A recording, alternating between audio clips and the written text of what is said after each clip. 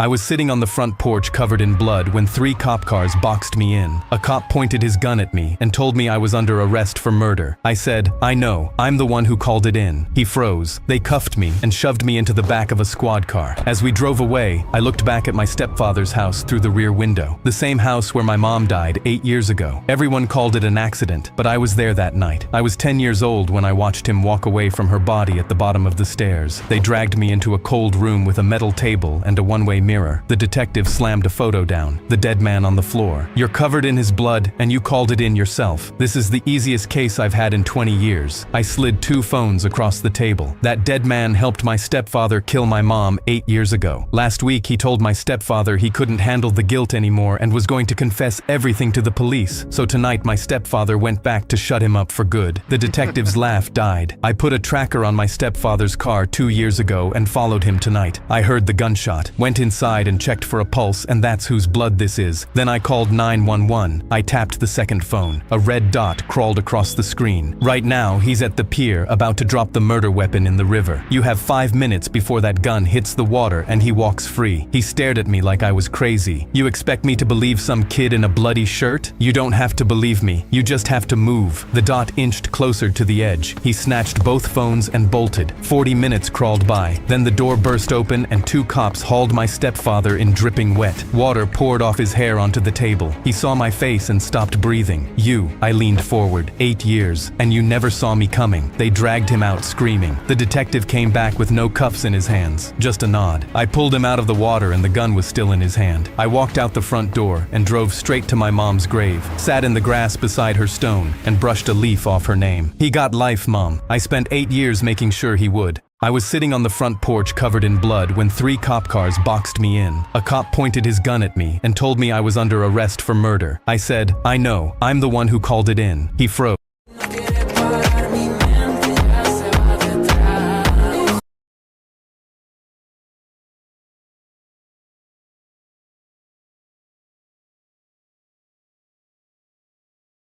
I shot up out of bed the second I heard glass shattering, grabbed my trusty bat from underneath, and flew down the stairs before I could think. A shattered vase was spread across the floor, and my dog's crate sat wide open, empty. I called Biscuit's name through the whole house and got nothing back. Then I spotted a cracked phone glowing in the broken glass, dropped by whoever knocked the vase over running out. The screen had one message on it: "Bring the Frenchie to the warehouse on Lowell by 6. I jumped up and down in my kitchen. This is sick. This is literally John Wick. So I tossed the bat aside, dropped onto the couch, and watched the whole movie again to pump myself up. Then I threw on my only suit and tie, slid on a pair of blacked out shades, and spun a pencil once before holstering it in my jacket like a gun. They have no idea who they just messed with. Every last one of them is about to face my wrath. I pushed through the warehouse door, and the first guy charged me, so I threw the hardest punch of my life, missed, and hit the wall behind him. While I shook out my hand, he wound up to swing, so I flinched and tripped into a stack of pallets. They toppled onto his head and knocked him out cold. I cracked my neck like I'd meant to do that. Another guy pulled a gun, but right as he aimed, my cheap suit pants split down the back. I bent down to check just as he fired, so the bullet sailed over my head, pinged off a metal pole, and ricocheted back into him. He crumpled to the floor crying. I followed the barking to a cage in the back, guarded by the biggest man I'd ever seen. He lifted me off the floor by my collar while my legs kicked at nothing, but Biscuit shoved his squeaky bone through the bars. The giant stepped back onto it, and 400 pounds came down on his own head. I grabbed Biscuit and held him tight. Then the boss rounded the corner with a gun, so I panicked and threw my pencil as hard as I could, just like the movie. It missed by a mile, clipped a propane tank, and the blast sent him through the window into the night sky like a rocket. The place caught fire, so I carried Biscuit out, and the second we cleared the door, the warehouse exploded behind us, and I never looked back. I didn't land a single punch in there, but when people ask how one guy leveled a warehouse and got his dog back, I fix my tie and say I trained for it. I shot up out of bed the second I heard glass shattering, grabbed my trusty bat from underneath, and flew down the stairs before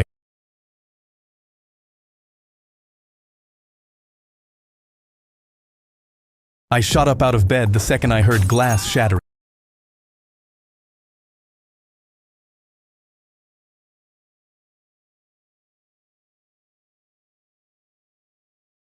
I saw Chester's face laughing at me on the heavy bag. "You missed."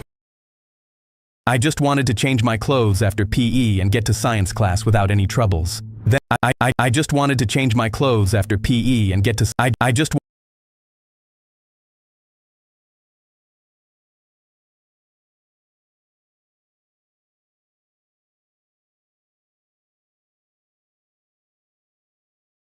I just wanted to change my clothes after PE and get to science class without any troubles. Then, as I was sitting on the bench, one shoe off, one shoe on, I heard Chester Marshall's voice carry across the empty room. Heard you said something about me in third period. Beach. I hadn't. I never said anything about anyone. I felt my stomach in knots. Turned around to see Chester 6 inches from my face. All 4'11", 110 pounds of him. His big brother Bo had the locker room door closed as he watched with his arms crossed. Bo's twin brother Cody leaned against the lockers, looking bored. Both of them were 6'8", 300 pounds each, and were starting linemen on the football team. They were both 20 years old and still walking the halls of my high school like a pair of tired bears because every time the school tried to graduate them, they punched somebody and got held back a year. These were the notorious Marshall brothers. Chester knew no one would mess with him because they were terrified of his massive brothers. Chester looked at his right hand that had a scorpion tattoo on the inside of his wrist. Have you ever felt a scorpion sting? I stayed still, thinking that if I didn't respond, I could just disappear, and it would maybe be better. I was wrong because he slapped me hard across the face. My fists clenched up, pure rage flooded through me. I felt the muscles in my arms lock and my weight shift forward, and for half a second I almost let myself tear his head off. Then I saw his massive, monstrous brothers both watching me very closely. Chester smiled, grabbed a fistful of my hair, and drove my face into the metal of the locker room door. The sound of my nose breaking was like someone snapping a pencil under a towel. Blood ran straight down my chin and started dripping onto the tiles. His knee came up into my stomach, folding me over. He whacked me across the back of my head with 2 more punches, sending me down to the ground. Then he started kicking. 3, 4, 5 times in the ribs, his sneakers pounding into me. I curled up because there was nothing else I could do, and I emotionally detached because I had to, in order to deal with this. "Stay down, piss boy." Bo and Cody giggled from the doorway. I love it when he has nicknames for his victims. Yeah, wait until Dad gets home and hears about this. He's gonna love it. The whole thing lasted about 90 seconds, and then Chester spit on me and then walked out. I lay on the blood-wet tile and listened to their sneakers fade down the hallway. I got up slowly, cleaned my face at the sink with brown paper towels, and stuffed wet tissue up my nostrils until the bleeding stopped. I felt like such a pathetic, helpless loser. Then I realized that this had gone on for over a year, and I needed to report it. I went and told the principal, and he was shocked. "Chester, you expect me to believe that little shrimp is actually hurting anyone? He's one of our best students. Don't you have anything better to do? Get out of my office." On my way out, I bumped into Chester's father, Wayne Marshall. "Watch where you're going." He giggled and then hugged my principal. I was horrified. No wonder he backed up Chester. He was friends with his dad. To make matters even worse, Wayne had just come out of prison after a 10-year stint for manslaughter. The principal saw me staring at both of them and nudged Wayne. "This dumb kid actually just told me that Chester is picking on him." They both busted up laughing so hard that even the secretary joined in. I felt so small. Then Wayne called out, "Yeah, all 4 feet, nothing of him." They cracked up even harder as the principal blurted out, "Stop, stop, you're gonna make me piss myself." The entire office erupted in laughter. I shook my head and left feeling hopeless. I felt invisible, like I didn't matter or exist to anyone. I had no one else to turn to, so I went home that night, sat across the kitchen.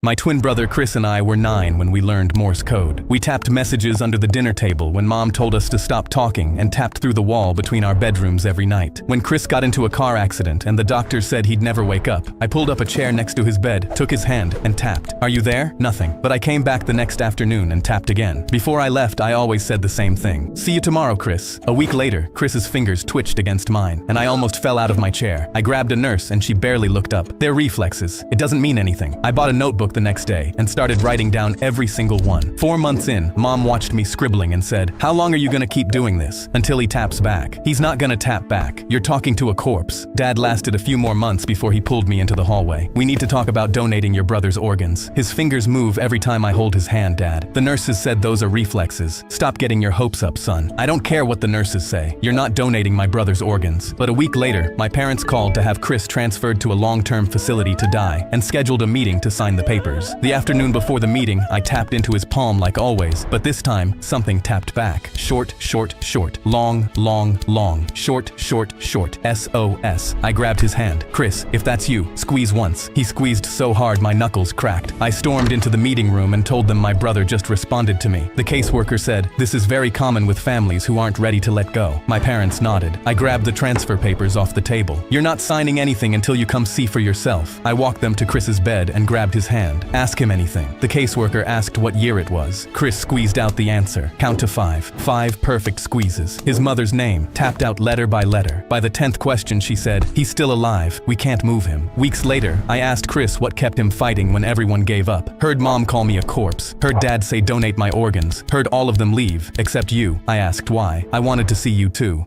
My twin brother Chris and I were 9 when we learned Morse code. We tapped messages under the dinner table when mom told us to stop talking and tapped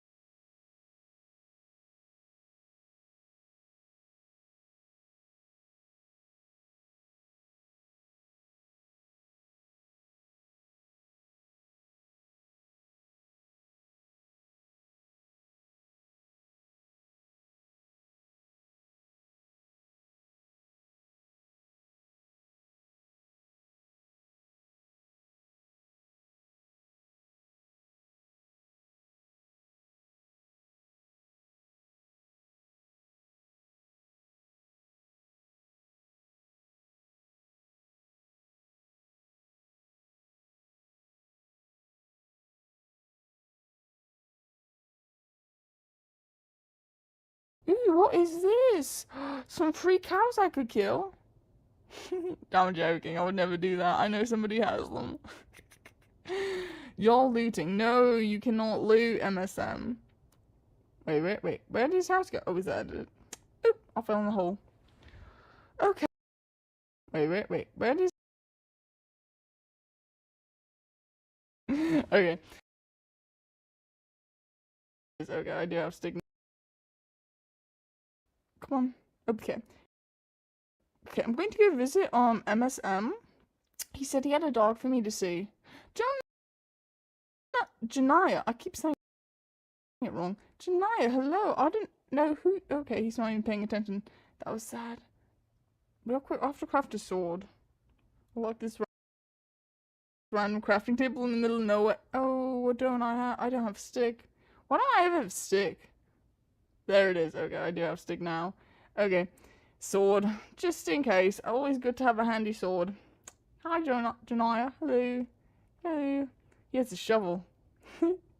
I got a sword. Okay. Let's check it. Oh, yeah. Village over there.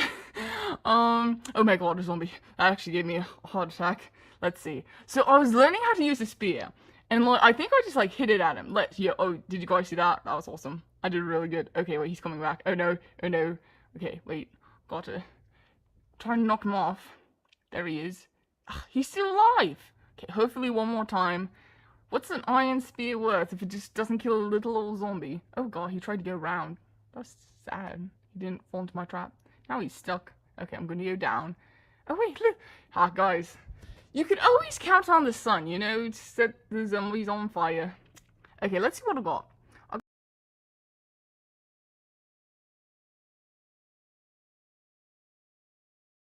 Come back. What kind? Oh, it's a zombie.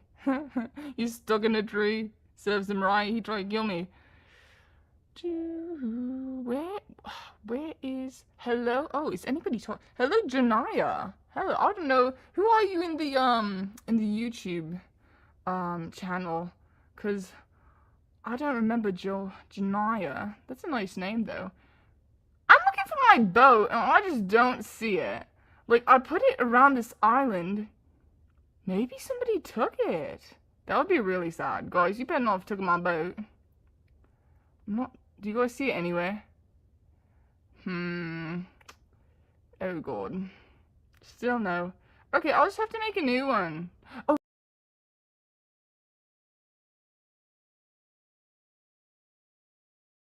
That would be really sad. Guys, you better not have taken my boat. Do you guys see it anywhere? Oh god. Still no. Okay, I'll just have to make a new one. Oh.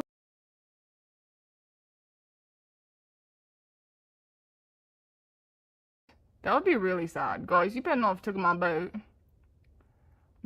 Do you guys see it anywhere? Oh god. Still no. Okay, I'll just have to make a new one. Oh.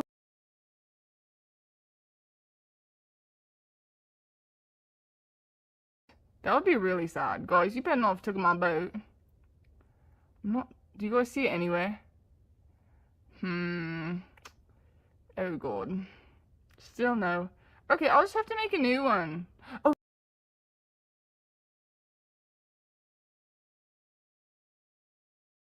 That would be really sad. Guys, you better not have taken my boat. Do you guys see it anywhere? Oh god. Still no. Okay, I'll just have to make a new one. Oh.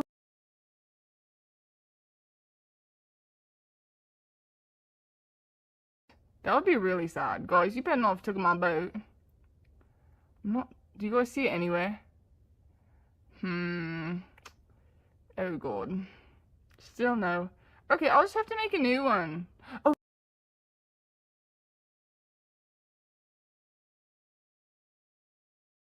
That would be really sad. Guys, you better not have taken my boat. Do you guys see it anywhere?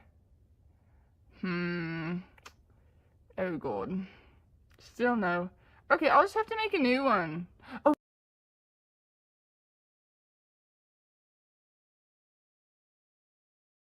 That would be really sad. Guys, you better not have taken my boat. Do you guys see it anywhere?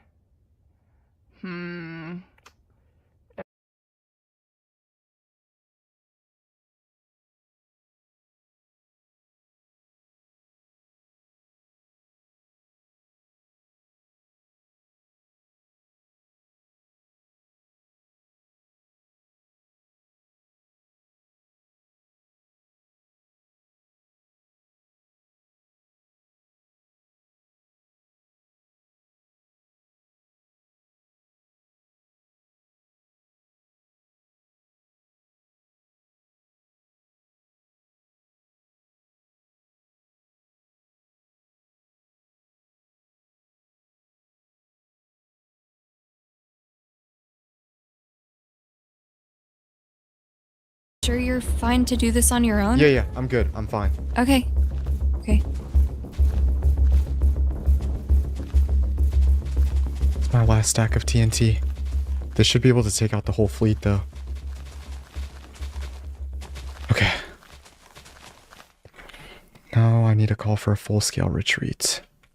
You know, Parrot, I figured you'd be up here. Standing directly in front of me was Saparata, or Saps for short, the general of the Cindercrest army. So this was your plan? To leave your entire fleet vulnerable with all of the items? Where did you even get all of this netherite in the first place? Do you know how scarce netherite has been? You know, your little friend Clown Pierce, you know, you should know exactly where I got it from, Parrot. You bought this much netherite from Clown Pierce? Yeah, yo, a massive purchase. Didn't he tell you? You know, Parrot, I have to say, this was a pretty good plan on your part. You know, by destroying our gear, you're stopping us from, you know, giving it all to the old players in your kingdom who were going to join